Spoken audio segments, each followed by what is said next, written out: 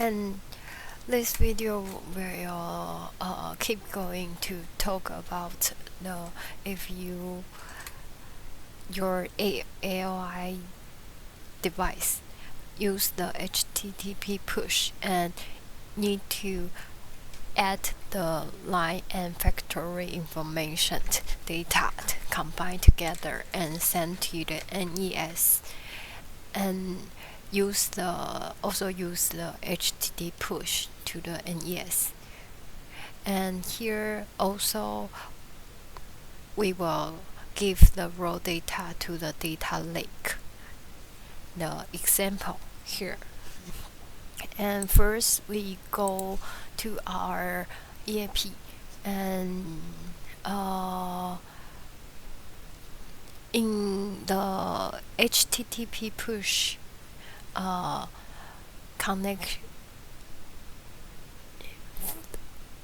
connect video, we will talk about how to build a HTTP push device. And here we will add the factory and line ID to additional property, and you save the data. And then we can see how to combine the line and factory data combined together and send to the MES. And first we also use the SIE device data to get the HTTP push data, and then we use the device property node to get the line and factory ID, and then we combine the data together. And here you can see in the loader and AIO you can see here is different.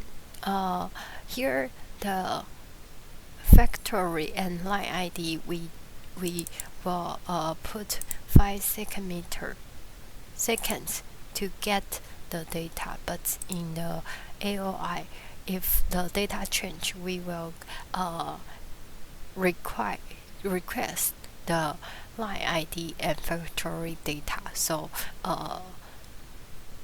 the frequency is more than 5 seconds. So you can use you can decide which writing by yourself. And here the function here, you can see this one is we will print out the message payload. If you didn't know what message payload, the data you can print here, but in the debug here, but here you didn't need it, it's okay. And then we get the message payload, read the value to give the variable data, and the message payload we give the name and the device. The data name means the here data name, we will get this one. And payload this is payload device, and data name is the section's name. Here you can see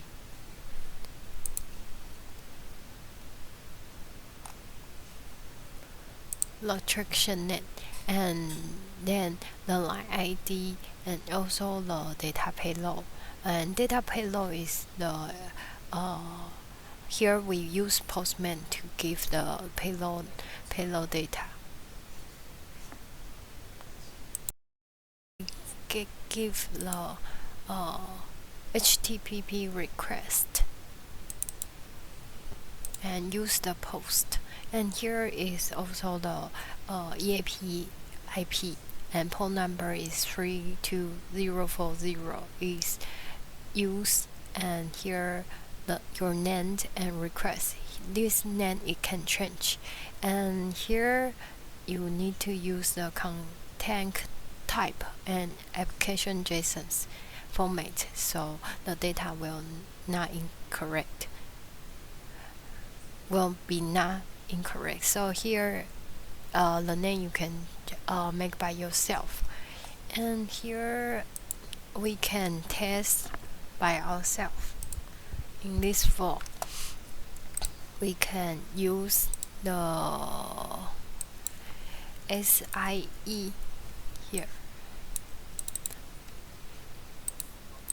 You can choose the HTTP and then device property. You can connect device property. You can select HTTP post, and then we give the function to combine the data. And we can copy the function.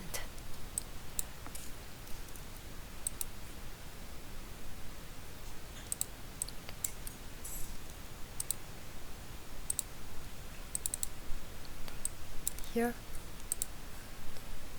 and then give the debug.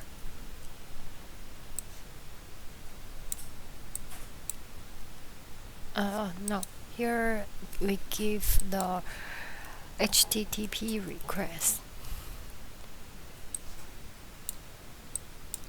and we choose post, and the URL we can copy from here.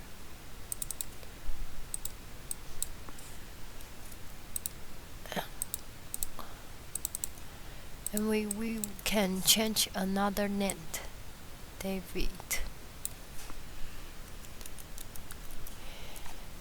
And here we give the header, content type, and application JSON, and then is MES, and down, and deploy. And you can see if my postman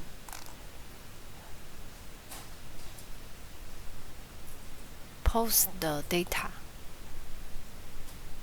Here you need to copy this endpoint and to your postman. You can send, and you will say the job is okay, and then you go to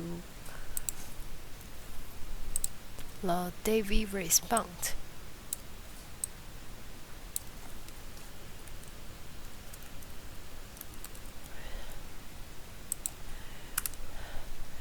You can see you get the name, line ID, device, and your postman give the total number and result, and also the precision will send to the payload body.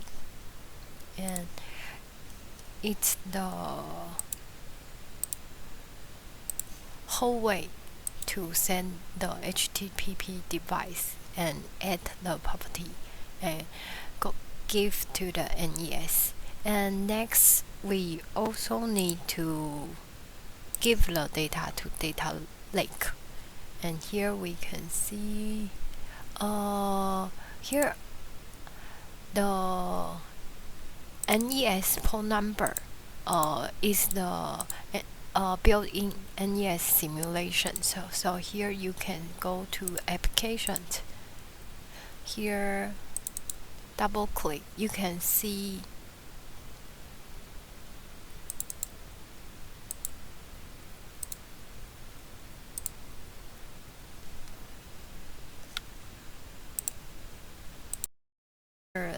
I add the MES simulation application here, and you can go in no port. You can see 32040 port number.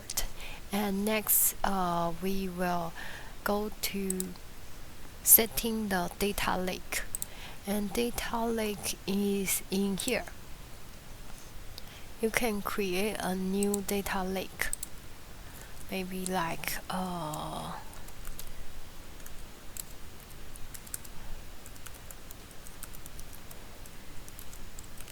justice en, and data lake we use min.io here, and the data you can set data lake type is min.io, and endpoint is because the Linux we already built in the min.io inside, and the port number is 30014, and the access key and secret key is sent as the URL we setting the EAP IP website. So it's admin and delta 12345, and bucket we use the SIE is default, so cannot change. And here you can see, you can go here and go to the HTTP push. We can choose. Here you can find just en here and save the data, and you can go to the postman to post again, and you go to this IP.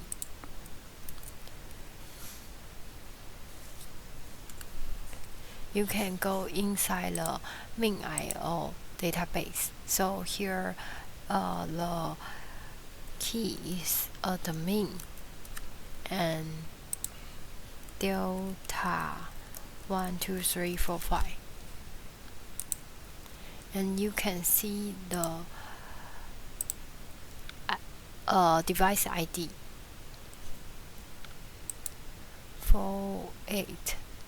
Now because now didn't get the data, because it will save the data in this setting.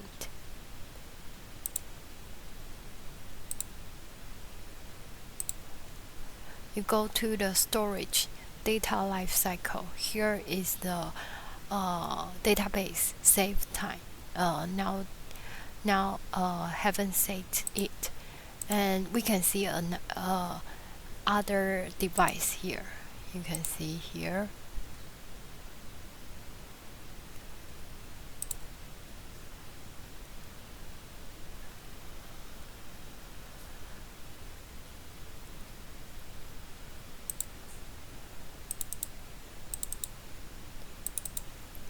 You can download the file, and you go to download, use the Notepad to open it.